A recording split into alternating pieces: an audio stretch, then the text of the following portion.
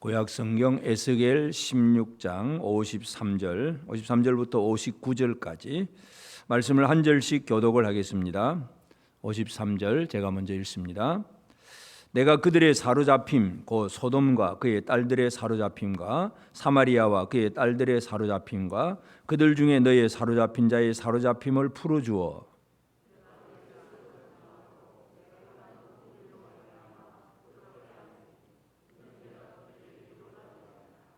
내 아우 소돔과 그의 딸들이 옛 지위를 회복할 것이요 사마리아와 그의 딸들도 그의 옛 지위를 회복할 것이며 너와 내 딸들도 너의 옛 지위를 회복할 것이니라.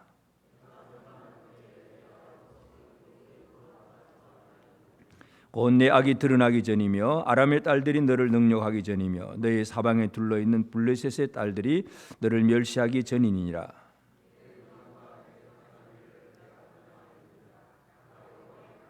같이 읽읍시다. 나 주 여호와가 이같이 말하노라. 내가 맹세를 멸시하여 언약을 배반하였은즉 내가 내 행한 대로 내게 행하리라. 아멘. 우리 하나님의 은혜가 온 성도들에게 가득하기를 바랍니다. 오늘 우리 계속해서 에스겔서를 보면서 에스겔 16장 53절부터 59절의 말씀을 가지고 함께 살펴보고자 합니다. 오늘 말씀의 제목은 회복을 기다리며 이런 제목을 잡았습니다.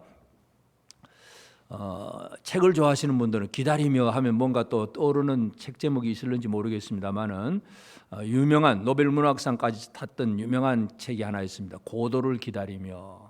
사무엘 베케트가 쓴 이 책이 하나 있는데 2차 대전 이후에 온 세계가 많이 이제 전쟁으로 막 무너지고 사람들이 진짜 암울한 시대를 살아가면서 그런 시대적인 배경을 가지고 이렇게 쓴 책인데 그 고도를 기다린다 하는데 사람들이 이제 그 주인공 둘이 막 서로 주고받고 대화를 하면서 이제 고도를 기다린다. 그래서 이제 그런데 사실 그다 보면 그 책에 보면 고도가 누구냐 물어보니까 모릅니다. 그래서 다른 사람이 저자에게 물어봅니다. 이 고도가 도대체 누굽니까? 내가 고도를 알았으면 아마 책이 기록했을 거다. 저자도 몰라. 그런데 뭔가 기다려요. 뭘 기다리겠습니까? 그 전쟁의 폐허와 여러 가지 많은 황폐함과 암울함 속에서 모든 사람들이 대부분 기다리는 게 아마 옛날이나 지금이나 다를 바가 없을 것 같아요. 빵을 기다리고 가난해서 경제적으로 번성하는 거, 먹을 거, 자유, 뭔가 힘, 뭔가 사람들이 바라고 있는 것들이 전부 다 옛날이나 지금이나 다를 바가 없는데 그래서 그 고도를 기다리며 하는 것은 뭔지도 모르고 기다리고 있는 거예요. 그냥 사람들이. 지금도 아마 그럴지도 모르겠습니다. 뭔지도 모르고 뭔가를 기다리고 있는데 그게 진짜인지 아닌지도 모르고 있는 상황. 이런 상황이 오늘 우리의 상황이지 않을까 생각을 해보면서 성경을 보면 우리가 기다려야 될 대상이 기다려야 될 것이 무엇인가를 정확하게 말씀을 해줍니다. 에스겔을 통해서 하나님은 지금 바벨론 디아스포라, 바벨론에 포로된 백성들에게 너희들이 뭘 기다려야 되느냐 이것을 분명히 강조해 줍니다. 그래서 오늘 말씀의 제목이 회복을 기다리며 저와 여러분이 회복을 기다리는 사람입니다. 물론 이 회복도 우리 나름대로의 어떤 주관적인 관점 속에서 바라고 있을 거예요. 예를 들어 저도 마찬가지입니다. 예를 들어서 이 코로나가 한 2, 3년 지나가면서 코로나 이전까지는 그래도 그나마 신앙생활 했던 예배를 드리러 나왔던 분들 중에서 코로나 지나면서 안 나오는 분들이 몇 분 계세요. 그럼 목사 입장이 어떻습니까?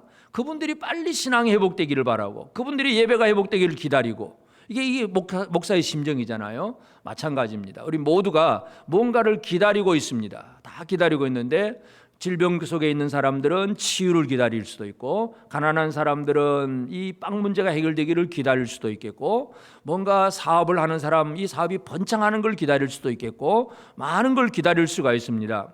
바벨론 포로된 백성들에게 하나님께서 에스겔에게 말씀하시는 것은 에스겔 16장을 통해서 그들이 버려진 태아와 같이 버림을 받았다가 하나님께서 그들을 잘 성장시키고 왕후처럼 결혼까지 시켜줬는데 또 배신해버렸다. 그래서 하나님이 진노하고 심판하고 하나님의 진노와 질투가 나타났고 그래서 그들이 그 죄를 당할 수밖에 없다 하는 그 얘기를 했는데 오늘 53절에 보면 회복이라고 하는 단어가 나옵니다. 하나님은 바벨론 포로들에게 회복을 얘기합니다. 그래서 이제 오늘 우리는 무엇을 기다리며 사는 사람인가? 과연 나는 지금도 뭘 기다리고 있는가? 하나님이 허락하시는 것, 하나님이 주시겠다고 하시는 것이 무엇인가? 내가 기다리는 것과 하나님이 주시는 것은 어떤 차이가 있는가? 오늘 우리 스스로 이 부분을 생각하시면서 이 말씀 속으로 한번 들어가면 좋겠습니다. 하나님은 이 에스겔을 통해서 그렇게 하나님의 진노와 질투, 그 심판 속에 빠졌던 자들에게 이제는 회복을 말씀을 합니다. 그래서 여기서 이제 53절에 내가 그들의 사로잡힘, 곧 소돔과 그의 딸들의 사로잡힘과 사마리아와 그의 딸들의 사로잡힘과 그들 중에 너의 사로잡힌 자의 사로잡힘을 풀어주며, 하나님의 회복은 첫째는 사로잡힘에서 풀어주는 것, 이것이 바로 회복입니다. 물론 바벨론에 포로된 백성들에게 있어서는 제일 듣고 싶은 얘기잖아요. 나라가 망하고 다 그냥 전쟁에서 포로가 되어서 질질 끌려와가지고 먼 이국 땅에 와서 포로 생활을 살아가는 것, 참 이것은 쉬운 게 아니죠. 그래서 그들이 기다리는 것은 어떻게 하면 이 포로된 데서 좀 풀려나기를 바라는 것, 이게 간절히 기대하는 바인데 하나님은 분명히 그것을 약속을 합니다. 그래서 사로잡힘에서 풀어주는 것을 분명히 약속을 하는데, 특별히 여기서 이제 강조하는 건 뭡니까? 소돔과 그의 딸들의 사로잡힘, 사마리아와 그의 딸들의 사로잡힘, 이 얘기를 합니다. 지난 시간에 말씀드렸듯이, 자, 이스라엘 유다가 이제 주변의 나라들과 하나님께서 한 가족으로 말씀하셨잖아요. 아버지는 어머니는 햇사람, 아버지는 아모리 사람, 또 형은 또 사마리아 북이스라엘, 또 아우는 소돔, 이렇게 얘기하면서 그들하고 똑같다 아니면 그보다 더하다 하는 그런 죄를 지적을 하셨는데, 이제 하나님의 회복도 보면 유다만 회복하는 게 아니라 어떤 회복합니까? 소돔과 그의 딸들의 사로잡힘, 사마리아와 그의 딸들의 사로잡힘, 그리고 그들 중에 너의 사로잡힌 자의 사로잡힘, 이걸 다 풀어주겠다고 하나님 말씀을 합니다. 하나님의 회복의 은총은 유다 백성들만 몇 사람만 회복시켜 주는 것이 아니라 온 모든 열방 속에 하나님의 뜻을 따라서 회복시키는 은혜가 있다는 것, 이것을 지금 얘기하고 있습니다. 이사야 19장 24절에도 보면 그날에 이스라엘이 애굽 및 아수르와 더불어 셋이 세계 중에 복이 되리니 이는 만군의 여호와께서 복 주시며 이르시되 내 백성 애굽이여 내 손으로 지은 아수르여 나의 기업 이스라엘이여 복이 있을지어다 하실 것임이라. 모든 것이 회복이 되면 어떻게 되느냐? 이스라엘 유다만의 회복이 아니에요. 주변의 나라들, 특별히 대표적인 아수르, 애굽, 이 나라들도 다 예루살렘으로 모여와서 하나님 앞에 예배하는 그날이 있을 것을 분명히 강조합니다. 하나님의 회복은 분명히 사로잡힘에서 풀어주는 일이라는 것. 그런데 그 사로잡힘에서 풀려나오는 사람은 우리만이 아니라는 것, 하나님의 선민이라고 하는 그것도 분명히 중요하긴 하지만, 그러나 내가 생각하지 못했던 또 다른 많은 사람들도 하나님께서 회복시킨다는 이 하나님의 일하심에 대해서 우리는 분명히 기억을 해야 됩니다. 다시 말해서 나만 잘 되면 좋습니다, 이게 아니라 하나님이 또 다른 누군가를 향해서 은혜를 베풀고 계시는가, 또 다른 사람들을 우리는 바라볼 수 있어야 됩니다. 마음의 눈이 그렇게 열려져야 됩니다. 그래서 소돔에 사로잡힌, 사마리아의 딸들이 사로잡힌, 이 모든 것들이 먼저 언급을 하는 거, 오히려 먼저 언급하면서 유다 너의 사로잡힌 자의 딸도 사로잡히면서 풀어줄 것이다, 그렇게 분명히 말씀을 합니다. 오늘 우리는 이 땅에서 많은 사람들이, 지금도 우리는 뭔가 풀려나지 못한 매어 있는 사람이 있습니다. 사람마다 다 다를 수 있겠지만, 예를 들어서 어떤 사람은 늘 모든 일에 염려와 근심에 사로잡혀 있는 사람이 있습니다. 염려와 근심에 사로잡힌 사람, 예를 들어서 우리 우화에도 그런 얘기 나오잖아요. 두 아들, 큰 아들, 작은 아들. 큰 아들은 우산 장사, 작은 아들은 집신 장사. 그러면 그 엄마는 늘 근심에 사로잡힌 엄마는 맑은 날에는 어떤 근심을 합니까? 큰 아들 우산이 안 팔릴까 근심. 비 오는 날에는 집신이 안 팔릴까, 작은 아들 집신이 안 팔릴까 근심. 모든 근심에 사로잡히면 사람들은 모든 걸 그냥 두려워하고 근심 속에 가득 차 있는 거예요. 이게 사로잡혀 있는 거예요. 해방이 될 수가 없어요. 그래서 어떤 사람이 거꾸로 얘기하잖아요. 어떻게 하라고요? 반대로 하면 되잖아요. 비 오는 날에는 동생 우산 장사가 잘 될 거고, 맑은 날에는 집신 장사가 잘 될 거고, 똑같은 얘기인데 두려움에 사로잡힌 사람과 두려움에서 벗어난 사람의 시각의 차이가 분명히 다릅니다. 오늘 우리는 두려움뿐만 아니라 우리 모든 사람들이 사로잡힌 게 있어요. 어떤 자기 명예 욕심에 사로잡힌 사람, 권력욕에 사로잡힌 사람, 아마 지금 세계적으로 보면 푸틴이라든지 미국 바이든도 마찬가지예요. 하여튼 정치가들, 권력을 가진 사람들 전부 자기 정권, 권력, 힘 이거 차지하려고 그냥 거기에 사로잡혀 있는 사람들이에요. 그로 인해서 전쟁이 벌어지고 온 세계에 많은 문제들이 지금 발생하고 있잖아요. 이 사로잡혔다는 거, 이게 얼마나 큰 위험인가를 생각해야 되는데, 사탄에 사로잡힌 거 가장 큰 문제가 되겠죠. 하여튼 하나님의 회복은 사로잡힘에서 풀어준다는 것을 우리가 기억을 해야 됩니다. 사람들이 지금도 많이 사로잡혀 있어요. 쾌락에 사로잡혀 있는 사람, 우리 청년들 보면 게임에 사로잡혀 있는 청년들, 뭔가 많은 사로잡힘이 있는데, 하나님의 회복은 첫째는 사로잡힘에서 풀어준다는 사실, 이걸 우리가 기억을 해야 됩니다. 그 다음에 이제 또 어떤 회복이냐 하면 55절에 보면 내 아우 소돔과 그의 딸들이 옛 지위를 회복할 것이요 사마리아와 그의 딸들도 그의 옛 지위를 회복할 것이며 너와 내 딸들도 너희 옛 지위를 회복할 것이니라. 이제 순서는 똑같습니다. 소돔과 그의 딸들, 사마리아와 그의 딸들, 그리고 유다, 너와 내 딸들. 순서가 그렇습니다. 이방을 먼저 얘기를 합니다. 그러면서 자 여기 보면 옛 지위를 회복할 것이다, 그렇게 얘기합니다. 지위라고 하는 거, 이것은 이제 그 단어는 이전 상태, 아주 오래된 그 이전의 상태, 그 얘기를 의미합니다. 그 단어인데, 하나님께서 사람을 지으셨을 때 사람은 어떤 존재로 지음받았습니까? 제일 첫 번째, 범죄하기 이전에 처음에 하나님이 사람을 지으셨을 때는 창세기 1장 28절에 보면 하나님이 그들에게 복을 주시며 하나님이 그들에게 이르시되 생육하고 번성하여 땅에 충만하라, 땅을 정복하라, 바다의 물고기와 하늘의 새와 땅에 움직이는 모든 생물을 다스리라. 통치권을 사람에게 주셨어요. 사람은 모든 피조물을 다스릴 수 있는 통치권을 하나님께로부터 받은 존재예요. 만물의 영장이라고 하는 거. 그래서 사람은 하나님의 피조물이긴 하지만 다른 모든 피조물들을 다스릴 수 있는 통치권을 받은 존귀한 존재가 사람입니다. 그런데 인간의 범죄는 그 통치권을 잃어버렸습니다. 하나님의 형상을 잃어버렸습니다. 우리는 세상을 다스릴 수도 없습니다. 오히려 그 세상에서 오는 여러 가지 많은 어떤 이 위협 속에서 우리는 쩔쩔매고 있습니다. 그냥 비가 많이 오면 많이 온 대로 또 홍수가 나서 걱정이고, 너무 안 오면 기근 가뭄 때문에 또 걱정이고, 이 자연을 우리는 어떻게 해볼 도리가 없는 거예요. 통치권을 잃어버렸어요. 이것이 바로 하나님 앞에서 우리가 이제 어떤 지위로 옛 지위로 회복될 것이다. 처음으로 회복될 것이다. 그래서 우리가 흔히 이제 핸드폰 요즘 많이 사고 새로 사면 어떻게 합니까? 옛날 거는 초기화 시켜버리잖아요. 완전히 처음 거로 싹 되돌아가 버려. 그동안에 뭔가 깔렸던 앱들 다 없어져 버리고 초기화를 시키듯이 하나님이 사람을 옛 지위로 초기화 시키는, 이게 바로 회복입니다. 오늘 우리에게 이 회복이 이루어지기를 바랍니다. 여러분, 우리는 잃어버린 하나님의 형상, 예수 그리스도의 형상이 다시 회복되는 것, 이것이 바로 오늘 우리가 하나님 앞에 받을 회복의 은총이에요. 골로새서 3장 10절에 보면 새 사람을 입었으니 이는 자기를 창조하신 이의 형상을 따라 지식에까지 새롭게 하심을 입은 자니라. 우리는 새 사람이에요. 새 사람. 그래서 이 새 사람, 지식에까지 자기를 창조하신 이의 형상, 하나님의 형상을 따라 지식에까지 새롭게 하심을 입은 자니라. 이것이 우리에게 주시는 진정한 회복의 은혜라는 것. 그래서 지금 하나님께서 바벨론 포로들에게 사로잡힘에서 놓여준다, 옛 지위를 회복한다, 이제 이것 인간적인 그런 입장에서 듣는다고 한다면 바벨론에서 유다로 돌아간다, 지역적인 면에서, 또는 나라가 회복된다 하는 정치 경제적인 면, 이런 정도로만 회복을 얘기를 할 수가 있지만, 그러나 하나님의 회복은 그 정도의 개념이 아닙니다.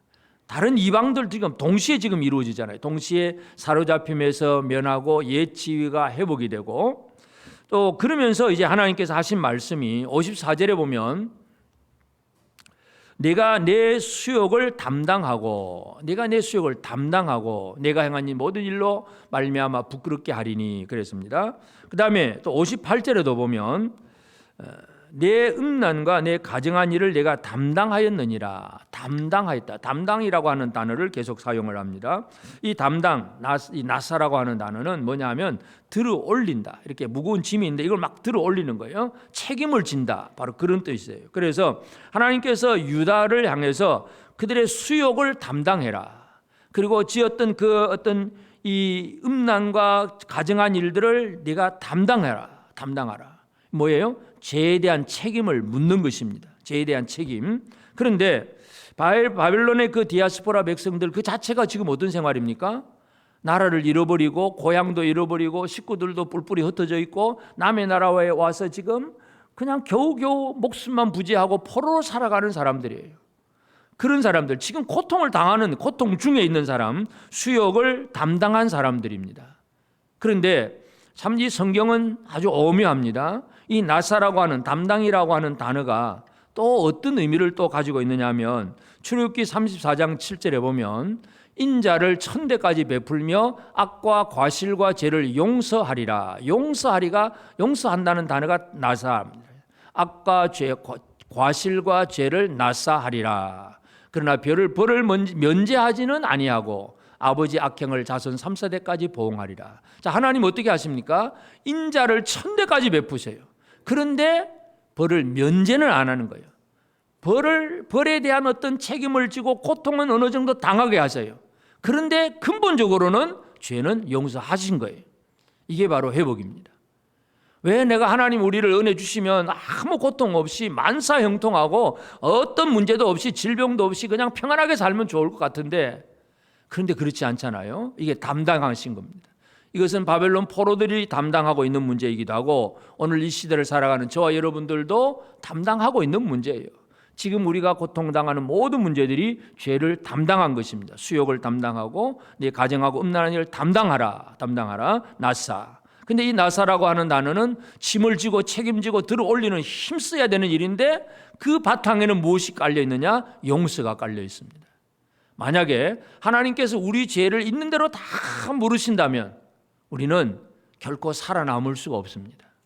하나님께서 인자를 그렇게 베풀어 주심으로 죄에 대한 책임을 묻고 그냥 고통을 당하긴 하지만 그래도 하나님 백성으로 살아가는 거예요. 우리가 창세기를 보면 야곱의 삶을 보면 야곱이 이제 형을 피해서 외삼촌 집에 가잖아요. 외삼촌 집에 가서 늘 하면서 외삼촌을 향해서 속이고 거짓말하는 거 참 잘해요. 야곱이 거짓말 참 잘합니다. 그러면서 막 이제 자기 재산 모으기 위해서 아주 실한 양떼가 오면 더 임신 잘하게 만들고 또 뭐 바꾸자 그러면 또 바꿔서 또 그렇게 하고, 하여튼 이 야곱과 그 외삼촌 라반의 사이는 서로 속고 속이는 그런 관계인데, 늘 속이는 이 야곱의 삶을 보면 나중에 결과가 어떻게 됩니까? 자식들한테 또 속아요. 10명의 아들이 요셉을 팔아버리는 거는 우리 그 요셉 옷 가지고 와가지고는 이 피 묻은 옷 이거 요셉 옷 같은데 아버지 이거 참 짐승에게 찢겨 죽은 것 같습니다. 그걸로 인해서 13년을 눈물로 울잖아요. 속이는 자는 또 속임을 당합니다. 그게 고통 당하는 거예요. 그렇다고 해서 하나님이 야곱을 하나님 백성으로 끊어버렸나요? 그건 아니잖아요. 하나님의 백성임에도 불구하고 고통은 그대로 당하는 거. 그래서 이 회복을 지금 얘기를 하고 있는데 사로잡힘에서 놓아주고 그리고 옛 지위를 회복하면서, 그러나 그 과정 속에서는 이 모든 일들을 담당한다. 이것이 오늘 이 본문의 말씀입니다. 그래서 하나님께서 주시는 이 회복의 은혜를 이제 바벨론 디아스포라 백성들이 이 말씀을 지금 듣고 야 우리도 사로잡힘에서 놓여지겠구나, 또는 우리 옛 지위가 회복이 되겠구나, 이제 이걸 그들 기다리고 있잖아요. 그래서 지금 우리에게 주어지는 이 수욕과 우리의 죄에 대한 책임에 벌 받는 거, 매 맞는 거 잘 견디야지. 이제 이것이 바벨론 포로들이 느끼게 되는, 깨닫게 되는 그런 상황인데, 이제 오늘 우리 시대를 살아가는 이 시대를 살아가는 저와 여러분들은 이 에스겔을 통해 주셨던 말씀을 통해서 우리에게 주실 하나님의 이 회복의 은혜가 도대체 무엇인가 하는 거, 진짜 우리가 누릴 회복은, 완전한 회복은 예수 그리스도를 통해서 나타나는 회복입니다.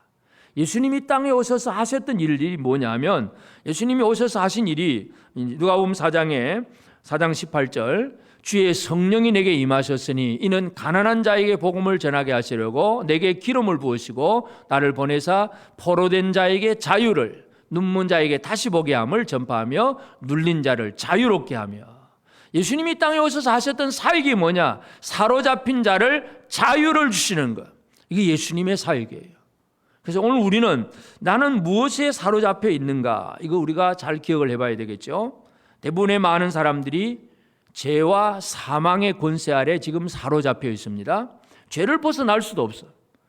뭔가 잘 믿어보려고 하는데도 여전히 죄성은 그대로 우리 속에 아직도 남아있고, 또 모든 두려움이 뭐예요? 죽을 것 같은 두려움. 죽는다. 그래서 어떻게 하면 안 죽을 수 있을까? 죽인다, 죽는다, 막 늘 이 죽음에 대한 공포, 두려움, 이게 우리가 지금 사로잡혀 있는 거예요. 이 땅에서 이 죄와 사망의 권세, 이런 모든 두려움에 사로잡혀 있는데, 예수님이 오셔서 하시는 일은 바로 포로된 자에게 자유를, 눌린 자를 자유롭게 하고, 결국 우리는 왜 이와 같이 이렇게 사로잡혔느냐? 사탄에게 사로잡힌 거예요. 사탄의 포로가 된 자들이에요. 사탄의 포로된 자에게 예수님께서 우리를 자유롭게 풀어주십니다. 눌린 자들, 뭔가 이 많은 고통과 두려움 속에 눌린 자를 자유롭게 해주시는 것, 이것이 바로 이 땅에서 오셔서 하신 예수님이죠. 예수님의 사역. 그래서 예수님의 사역은 한두 사람의 문제가 아니라 어떤 사람에게까지 은혜를 미치느냐. 에베소서 2장 12절 13절에 보면, 그때 너희는 이방인들입니다. 이방인들. 너희는 그리스도 밖에 있었고 이스라엘 나라 밖의 사람이라.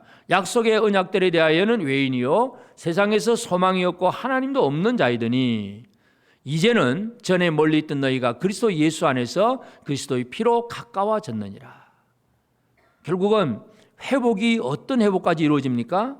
유대인만의 회복이 아니라 예수를 믿는 모든 이방인들이 다 그리스도 안에서 하나님과 가까워지고 하나님 아버지 앞에 아버지라고 부르고 나아갈 수 있는 그런 사람으로 회복되는 것, 이것이 바로 예수께서 하신 사로잡힘에서의 풀어주시는 일입니다. 저와 여러분들은 사탄의 사로잡힘에서 이미 풀려난 사람들입니다. 믿으십니까?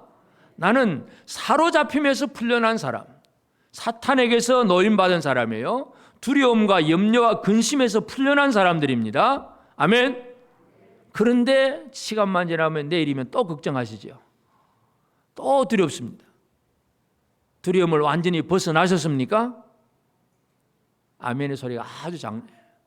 두려움의 모든 나를 누르고 있는 모든 이 스트레스가 되는 이 모든 것들을 예수 그리스도 안에서 우리는 완전히 자유롭게 되었다는 사실을 다시 한번 확인하고 믿음으로 받으시기를 바랍니다.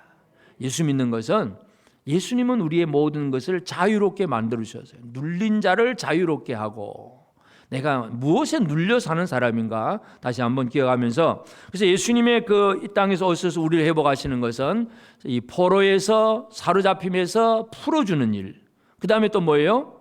옛 지위를 회복한다 그랬잖아요. 그러면 그냥 이 바벨론 포로들이 생각할 때 옛 지위는 그냥 옛날로 이제 돌아가서 유다 땅으로 돌아가서 다시 성전을 짓고 그 땅에서 하나님 백성으로 잘 살아가는 것, 이런 것들을 이제 생각을 하고 있을 거예요. 그러면 예수님이 우리를 회복하시는 진짜 중요한 은혜가 무엇인가 하는 문제, 아담의 범죄로 말미암아 모든 사람들은 신분이 어떤 신분이냐 하면 마귀의 자녀가 됩니다. 마귀에게 사로잡힌 마귀 자녀. 그래서 예수님이 유대인들을 향해서 그 얘기를 하셨어요. 요한복음 8장 44절에 보면, 너희는 너희 아비 마귀에게서 났으니 너희 아비 욕심대로 너희도 행하고자 하느니라. 그는 처음부터 살인한 자요 진리가 그 속에 없으므로 진리에 서지 못하고 거짓을 말할 때마다 제 것으로 말하나니 이는 그가 거짓말쟁이요 거짓의 아비가 되었습니다. 유대인들 하나님의 백성이라고 스스로 우리는 선민 거룩한 백성이라고 생각하는 사람들에게 예수님이 유대인들에게 하신 말씀이, 너희 아비 마귀에게서 났다. 너 마귀는 거짓의 아비다. 유대인들이 바로 거짓의 자녀라는 얘기잖아요. 이게 바로 그 하나님의 백성이라고 하는 성전도 있고 제사도 있는 사람들인데도 불구하고 예수님은 그 유대인들을 향해서 마귀의 자녀라 그런 얘기를 합니다. 그래서 예수님의 포로에서 우리를 회복시키는 사역이 뭐냐? 마귀의 자녀를 하나님의 자녀로 만드는 것. 이것이 바로 예수님의 사역입니다. 그래서 이 마귀 자녀를 향해서 예수님 뭐를 얘기합니까? 요한복음 1장 11절 12절에 보면, 자기 땅에 오매 자기 백성이 영접하지 아니하였으나 영접하는 자 곧 그 이름을 믿는 자들에게는 하나님의 자녀가 되는 권세를 주었으니. 예수를 영접하지 않으면 마귀 자녀예요. 예수를 영접하면 하나님의 자녀예요. 여러분 하나님의 자녀인 줄로 믿습니다. 오늘 우리는 예수님이 우리를 어떤 신분으로 만드셨느냐? 하나님을 아버지라고 부를 수 있는 신분이에요. 아담이 진짜 완벽한 인간으로 지음을 받았지만 하나님이 아담에게 통치권도 주고 뭔가 많은 걸 주었지만 아담이 하나님을 부를 때 아버지라고 부를 수는 없었어요. 그냥 주님이라고 부를 수도 있겠고 뭔가 창조주 하나님에 대한 어떤 단어를 사용을 했겠지만 오늘 예수 안에서 회복된 성도들은 하나님을 주여 이렇게 부르지만 않습니다. 주라고 부르는 건 종들이 부르는 단어예요. 종들이 주인님 이렇게 부르는 거예요. 우리는 하나님을 어떻게 불러야 됩니까? 부를 수 있습니까? 아버지라고 부를 수 있는 것. 하나님의 영이 우리 가운데 임하심으로 아들의 영을 주심으로 아버지라 부를 수 있다는 것. 얼마나 놀라운 신분인지 모릅니다. 예수께서 우리를 회복하신 것은 우리를 하나님의 자녀라고 하는 신분으로 만들어 주셨습니다. 우리는 이 회복의 은혜를 누리고 사는 성도들입니다. 그리고 예수님은 이 땅에 오셔서 십자가에서 우리가 지어야 될 모든 죄를 다 담당을 하셨어요. 나사 들어 올려서 죄짐을 다 예수님이 다 들어 올려셨어요. 담당을 하셨는데 제자들도 이 일을 하게 하신 거예요. 너희들도 십자가를 지고 나를 따르라. 여러분 우리가 이제 담당해야 될 일이 있다는 얘기죠. 예수님께서도 죄를 담당하셨는데 제자들도 남을 위해서 사역을 하게 합니다. 그래서 예수님의 그 사역은 이사야 53장 6절에 보면 우리는 다 양 같아서 그릇 행하여 각기 제 길로 갔거늘 여호와께서는 우리 모두의 죄악을 그에게 담당시키셨도다. 우리 모두의 죄악을 예수님의 어깨에다가 다 짊어지온 거예요. 예수님이 그걸 다 짊어지고 가시는 거예요.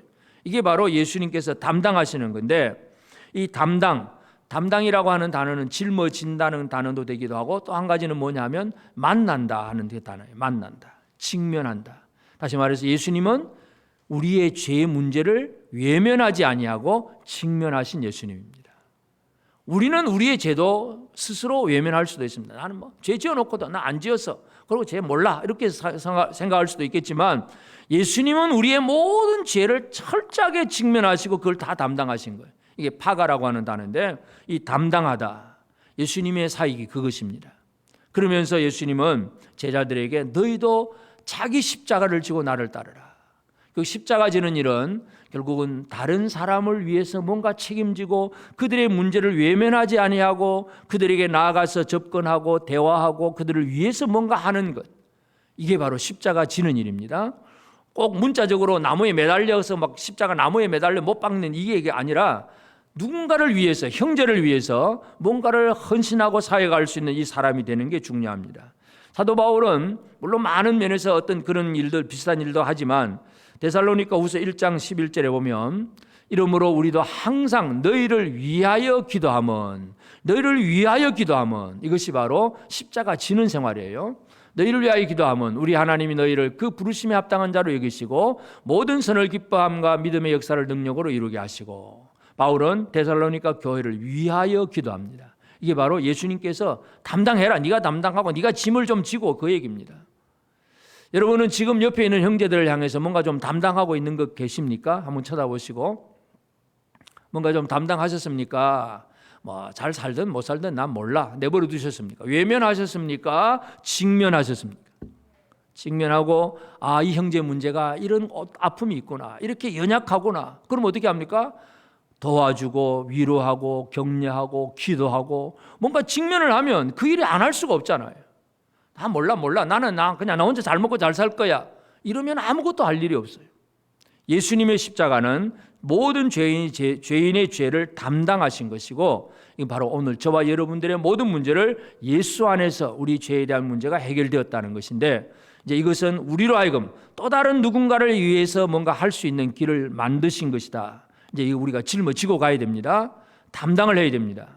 지금 여러분 옆에 있는 분들을 여러분 담당해야 됩니다. 한번 쳐다보시고 내가 담당할 사람이 누구인가? 담당할 사람 대상이 정해졌습니까? 그 대상자를 살피면서 그가 아파하는지 힘들어하는지 외로워하는지 괴로워하는지 늘 살피면서 그 문제를 직면하고 그 문제를 같이 짊어지고 나가는 것. 이게 주님이 하신 일이고 우리에게 맡긴 사명입니다.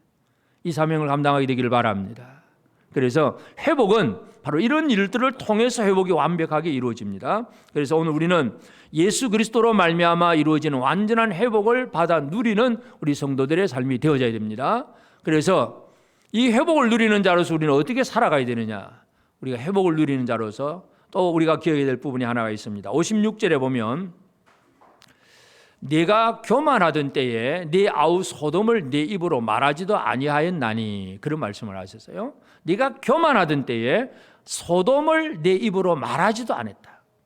소돔은 이미 유다 왕국의 입장에서 보면 소돔은 뭘 옛날 얘기예요. 소돔이 멸망당한 거. 자, 지금 우리도 마찬가지죠. 소돔 고모라 그냥 옛날 얘기로 끝나버리면 아무 의미가 없습니다. 그 유다가 교만하다고 말한 이유가 뭐냐 하면, 유다는 교만합니다. 우리는 괜찮아, 우리는 의로워, 아무 문제 없어 하는데 소돔이 왜 망했는지 관심도 두지 않았다는 얘기죠. 왜 저 소돔 고모라가 그렇게 철저하게 패망했는지 생각조차 하지 않는 거예요. 이게 바로 교만함입니다. 오늘 우리는 이 땅에서 일어나는 여러 가지 사건들도 마찬가지고, 특별히 성경을 통해서 왜 소돔 사람이 불로 다 태워 죽임을 당했는지, 왜 그들이 망했는지, 이걸 알면 감히 동성애라든지 그런 나쁜 짓을 할 수가 없는 거죠. 그런 걸 관심도 없어요. 뭐 소돔이 망했든 말았든 아무 관심이 없어. 그냥 인권이고 주권이고, 이게 전부 교만함이에요. 교만함. 이게 바로 이 지금 하나님께서 멸하시고 하는 그 교만함인데, 이 교만에 사로잡히지 않는 것이 중요합니다.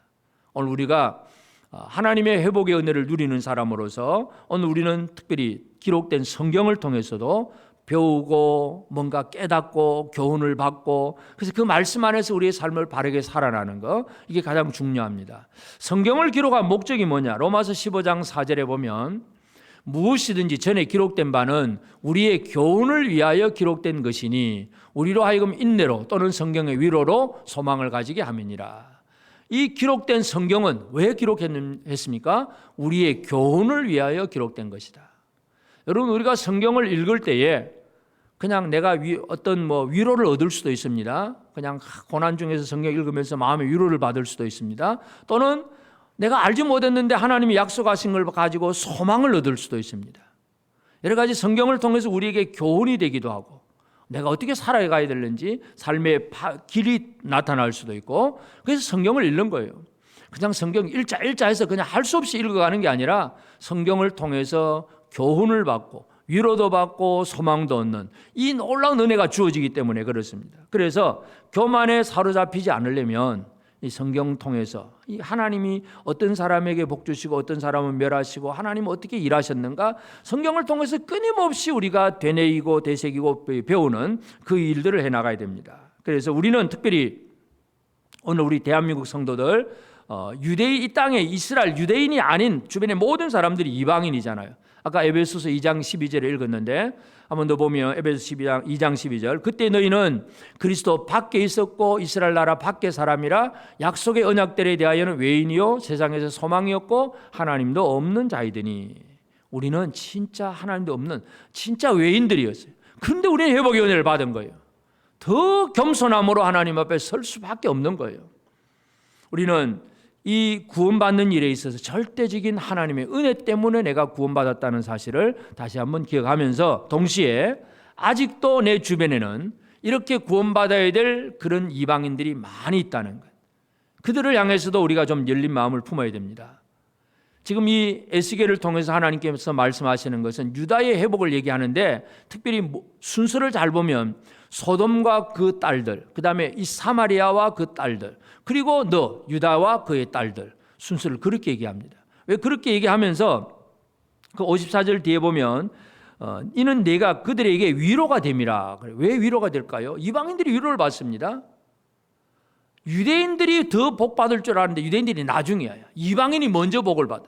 그래서 오히려 유대인들을 보면서 위로를 받는다, 이 말씀이에요. 그러니까 오늘 우리는 이 하나님께서 하신 일하시는 그 순서도 잘 보면서, 참 우리는 은혜 가운데 구원받은 사람이지만 예수님께서 말씀하신 대로 먼저 된 자가 나중이 되고 나중된 자가 먼저 되고, 순서에는 참 우리가 알 수가 없습니다. 오래 믿었다고 큰 소리 치지 말고, 지금 새로 예수 처음 믿은 성도들이 나보다 훨씬 더 잘 믿을 수 있다는 사실을 생각하면서 겸손함으로 그 형제와 더불어서 함께 믿음으로 나아가는 이 삶이 회복된 성도의 생활입니다.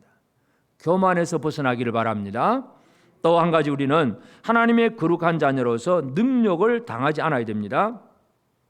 자, 57절에서 아까 56절에 교만하던 때에 그랬고 그 교만하던 때가 어떤 때냐? 57절. 곧 내 악이 드러나기 전이며 아람의 딸들이 너를 능욕하기 전이며 너의 사방에 둘러있는 블레셋의 딸들이 너를 멸시하기 전이니라.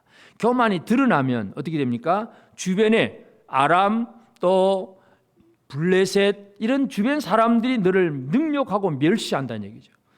우리의 죄악이 드러나면 멸시를 당할 수밖에 없어요. 그러므로 오늘 우리가 어떻게 살아가야 됩니까? 하나님의 거룩한 자로서 욕먹지 않고 사는 우리 성도들이 되어져야 됩니다. 여러분, 우리는 세상에 욕먹지 않는 성도들이 되어지길 바랍니다. 옆 사람에게 한번 얘기합시다. 우리 세상에게 욕먹지 않고 삽시다. 이 욕먹지 않고 산다는 거, 왜 욕을 먹습니까? 그것은 바로 58절, 내 음란과 내 가정한 일을 내가 담당하였다. 음란과 가정한 일. 하나님의 백성이라고 하면서도 죄짓고 사니까 그것 때문에 욕먹는 거예요. 그래서 바벨론 디아스포라 백성들 거룩한 삶을 살아내야 됩니다. 오늘 저와 여러분들이 이 시대를 살아가면서 우리도 이 거룩한 생활을 살아가야 됩니다. 우리는 어디에 있는 사람인가를 다시 한번 기억해야 됩니다. 물론 이제 이것이 영적인 의미긴 하지만 사도 베드로가 교회를 향해서 편지를 보내면서 이렇게 표현합니다. 베드로전서 5장 13절에 보면 택하심을 함께 받은 바벨론에 있는 교회가 너에게 무난하고 내 아들 마가도 그리하느니라. 그러니까 베드로가 지금 어떤 이 교회를 향해서 편지를 보내, 특정한 어떤 수신자가 정해져 있는 건 아니에요. 그런데 이제 보내면서 택하심을 함께 받은 바벨론에 있는 교회가 너에게 무난한다. 그래서 이 문제는 바벨론은 바로 온 세상 전체를 얘기합니다. 그래서 이 세상에 있는 교회가 너에게 무난한다. 내 아들 마가도 그러한다. 그렇게 베드로가 표현을 합니다. 교회는 바벨론이라고 하는 이 세상에 있습니다. 이 세상 속에서 세상은 계속해서 우리를 유혹을 하고 어떤 때는 위협을 해서라도 자꾸 넘어가게 합니다. 거룩하면서 떠나가게 만들죠. 자꾸 거룩하면서 떠나가도록 유혹을 합니다. 그리고 우리는 이 세상을 살아가는데 베드로는 계속해서 무슨 얘기를 하느냐 하면 베드로전서 1장 17절에 보면 외모로 보시지 않고 각 사람의 행위대로 심판하신 이를 너희가 아버지라 부른즉 너희가 나그네로 있을 때를 두려움으로 지내라. 우리는 이 세상의 나그네들입니다. 인생은 나그네 길, 그런 노래도 있었지만 교회는 바벨론 세상입니다. 이 세상에 우리는 나그네로 지나는 사람들이에요. 그러면서 어떻게 살아야 됩니까? 두려움으로 지내라. 이 두려움이라고 하는 것은 큰일 났다, 못 살겠다, 죽겠다 그 얘기가 아니라 하나님 아버지를 두려워하는, 하나님을 경외하는 이 두려움, 이건 꼭 필요한 두려움입니다. 이 두려움으로 지내라. 이게 바로 베드로가 그 초대교회 성도들에게 주는 그 편지의 내용입니다. 오늘 우리는 이 시대를 살아가면서 이 세상 속에서 두려움으로 살기를 바랍니다. 하나님을 두려워하는 두려움이 분명히 있어야 됩니다. 내가 이렇게 함부로 말하고 함부로 행동하고 내가 예배도 엉망이고 이런 식으로 살면 하나님 괜찮을까? 여러분, 하나님이 여기 이 자리에 내 눈에 보인다고 생각하면 감히 그럴 수가 없잖아요. 하나님, 내가 가도 하나님도 안 보이니까 난 하나님 말씀 하든지 말든지 그냥 내거 하고 설교를 하든지 말든지 나는 스마트폰이나 보겠다고 게임이나 하겠다 그러고 다른 뉴스나 검색해 보겠다 그러고 그렇게 앉아 있으면 하나님 없는 사람이에요. 두려워하지 않는 사람이에요. 하나님을 두려워하는 자로 사는 우리가 되어지기를 바랍니다. 하나님을 두려워해야 거룩한 생활을 살아갈 수가 있습니다. 그래야 욕먹지 않는 생활입니다. 거룩함으로 사는 우리 성도들 꼭 되어지기를 바랍니다. 그리고 우리가 이 땅에서 예수를 믿고 구원받은 성도들이지만 나를 그 죄 때문에 아니면 남을 위해서 고통을 당할 수도 있습니다. 그래서 이 고통을 기꺼이 당하면서 우리가 해야 될 일이 뭐냐? 소망을 품는, 소망의 생활이 중요합니다. 구원받은 백성들이 이 땅에서 살아갈 때에 참 힘들잖아요. 고통스럽습니다. 사탄의 권세 아래서 나타나는 여러 가지 많은 고통들이 있습니다. 지금 이 시대도 마찬가지예요. 옛날에 1차 세계대전, 2차 세계전 그때보다는 사람 죽은 숫자는 좀 훨씬 덜한 것 같지만 그러나 우리가 일반 각 개인이 느끼는 그 두려움이라든지 어떤 어려움은 다 사람마다 차이가 있겠습니다만은 전쟁의 소식들 아직도 계속되는 전쟁이잖아요. 전쟁이니까 결국은 그 전쟁의 소식은 경제적인 문제와 늘 연관이 됩니다. 늘 연관이 되고 그래서 또 뭐 기름값, 곡물값이 막 올라가고 인플레이션 때문에 막 모든 게 지금 엄청 물가가 엄청나게 올라가잖아요, 여러분. 우리가 지금도 실감하고 느끼고 살잖아요. 월급은 그렇게 안 올라가는데 막 시장 가보면 시장 볼 돈이 없을 정도로 계속 다른 물가는 올라가죠. 그러니까 미국은 인플레 감축법 그래가지고 막 또 특별법을 만들어가지고 자기들끼리 뭔가 잘 살겠다고 하는데 또 다른 나라에 우리나라에는 또 이렇게 또 막 고통이 될 수도 있고 하여튼 온 세계가 지금 그렇습니다. 경제적인 문제, 기근의 문제, 전염병의 문제 이러한 문제들이 지금 우리가 살고 있는 이 상황 속에서 우리는 지금 이 고통을 당할 수밖에 없어요. 이걸 피할 수는 없습니다. 이거 피하면 천국 가야 피하는 것이고 이 땅에서는 우리는 당할 수밖에 없습니다. 모든 것이 막 이렇게 올라가다 보니까 얼마나 그냥 살기 힘든지도 모르겠어요. 10월 달에 파라과이를 한번 가려고 비행기 티켓을 한번 구해보려고 하니까 막 옛날보다 막 2배는 다 오른 것 같아요. 엄청나게 비싸요. 하여튼 모든 게 다 올라가 있어. 다 그냥 걱정이고 환율도 보니까 요새는 엄청나게 또 올라가고 이게 우리가 당하는 고통이에요. 그러나 이 고통 속에서 절망만 하고 사는 사람이 아니라 소망을 가지고 살아가는 것, 이게 회복된 하나님의 백성들의 생활입니다. 우리에게 있어서 소망이 분명해야 됩니다. 로마서 8장 17절 보면 자녀이면 또한 상속자 곧 하나님의 상속자요 그리스도와 함께한 상속자니 우리가 그와 함께 영광을 받기 위하여 고난도 함께 받아야 할 것이니라. 우리는 하나님의 자녀입니다. 아멘. 자녀는 하나님의 상속자입니다. 하나님의 유산을 다 물려받는 사람들입니다. 그렇다면 그 영광의 유산을 물려받기 위해서는 이 땅에서 고난도 함께 받아야 된다. 사도 베드로가 사도 바울이 그런 얘기를 합니다. 그래서 오늘 우리는 이 세상의 고난은 우리가 피할 수는 없습니다. 그러나 소망을 품고 살아가야 됩니다. 이것이 하나님의 자녀들, 회복된 성도들이 살아가야 될 삶입니다. 바벨론의 포로가 되어 있는 그 디아스포라 백성들, 그들은 나라가 망하고 남의 나라에 끌려와 있지만 그러나 그들의 죄 때문에 나라가 망했다는 건 분명히 지금 눈을 계속 들어서 알고 있지만 그래도 하나님은 회복을 말씀하시는 하나님인 것을 그들은 듣고 있습니다. 오늘 우리도 마찬가지입니다. 우리는 죄 문제를 완벽하게 벗어버린 그런 상태도 아니고 물론 예수 안에서는 근본적인 용서함은 받았지만 여전히 죄의 영향력 아래서 이 환경 아래 살아가는 사람들이고 여러 가지 많은 힘들고 어려운 문제들이 있습니다. 그러나 오늘 우리 이때를 살아가면서 겸손함으로 거룩함으로 소망을 품고 살아가는 그런 우리 성도들이 되어져야 합니다. 여러분 소망을 잃어버리지 않기를 바랍니다. 이 땅에서 아무리 힘들고 어려워도 끝까지 살아남는 사람은 누구냐? 소망을 품은 사람입니다. 소망을 품고 기도하고 끊임없이 하나님 앞에 나아가는 사람은 어떤 어려움 속에서도 살아남을 수가 있습니다. 그 유대인을 학살하는 아우슈비츠 그 수용소 아래서도 마지막 살아남은 두 사람, 한 사람은 정신이 완전히 이제 미쳐버린 사람이에요. 핵가당한 사람. 뭐 정신이 없으니까 뭐가 뭔지 모르니까 그냥 지내온 거예요. 또 한 사람은 소망을 품고 기도하며 살아남은 사람, 한 사람이에요. 오늘 우리는 이 땅에서 아무리 힘들고 어려운 상황이라 할지라도 소망을 잃어버리지 않는 성도들이 되어지기를 바랍니다. 우리는 회복을 기다리는 사람입니다. 세상은 회복을 기다린다고 하면서 자기 나름대로의 뭔가를 이제 기다리고 있겠지만 우리는 내가 원하는 것이 아니라 하나님이 주시겠다고 약속하신 것을 기다리는 사람들입니다. 그래서 우리는 고도를 기다리는 사람, 회복을 기다리는 사람, 이 기다리는 사람으로 우리가 어떻게 살아가야 될 것인가. 다시 한번 우리가 매일매일 살아가면서 하나님께서 약속하신 회복을 기다리는 자로서 제대로 승리하며 살아가는 저와 여러분 모두가 되어지기를 주의 이름으로 축복합니다. 아멘.